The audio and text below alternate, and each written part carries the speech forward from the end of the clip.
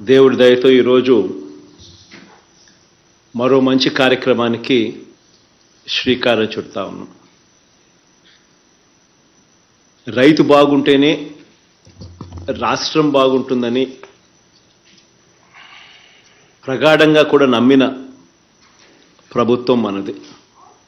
అందుకే 57 నెలల్లో వేసిన ప్రతి అడుగు కూడా రైతు బాగుండాలని, రైతు కూలీ బాగుండాలని మనసా వాచ కర్మన ప్రతి అడుగు కూడా అదే డైరెక్షన్లో వేస్తూ వచ్చాం.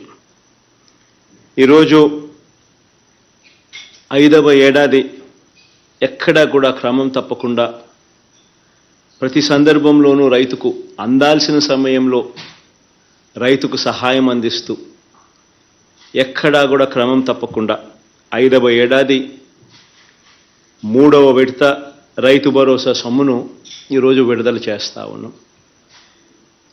దాదాపుగా 53,58,000 మంది రైతన్నలకు వారి కుటుంబాలకు మంచి చేస్తూ బటన్ నొక్కి ఈ 3వ విడత సందర్భంగా ఈ సంవత్సరం ఈ ఏడాది చేస్తూ ఉన్న ఈ రైతు భరోసా సాయం ఒక్కో రైతన్న కుటుంబానికి మరో 2,000 రూపాయలు చొప్పున నేరుగా 1,078 కోట్ల రూపాయలు వారి ఖాతాల్లోకి జమ చేస్తూ ఉన్నాం.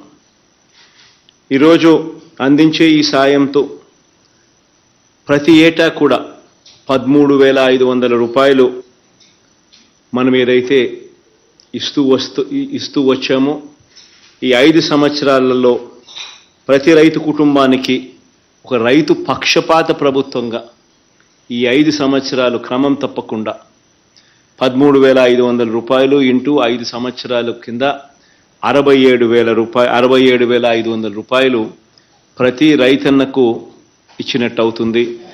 ఈరోజు ఇస్తా ఉన్న ఈ 3వ విడత సహాయం కూడా కలుపుకుంటే ఇలా ఈ 53,58,000 మంది రైతన్నలకు అందించిన సహాయం కేవలం ఈ ఒకే ఒక్క స్కీమ్ వైఎస్ఆర్ రైతు భరోసా పిఎం కిసాన్ అనే ఈ ఒకే ఒక్క స్కీమ్ ద్వారా అక్షరాల 34,288 కోట్ల రూపాయలు ఈ ఒకే ఒక్క పథకం ద్వారా రైతన్నలకు పెట్టుబడి సహాయంగా, రైతన్నలకు పంటలు వేసే సమయంలో రైతన్నకు దన్నుగా పెట్టుబడి సహాయంగా అందించాం. ఈ ఒకే ఒక్క కార్యక్రమం ద్వారా జరిగిన మంచి ఇది ఎందుకంత అవసరము, ఎందుకంత ఇంపార్టెంట్ అన్న అంశానికి వస్తే కరెక్ట్గా రైతన్న పరిస్థితి ఏమిటి అని చెప్పి ఒకసారి గమనిస్తే రాష్ట్రంలో దాదాపుగా 50% మంది రైతన్నలకు 1/2 హెక్టార్ లోపు విస్తీర్ణం ల్యాండ్ ఉన్న పరిస్థితులు.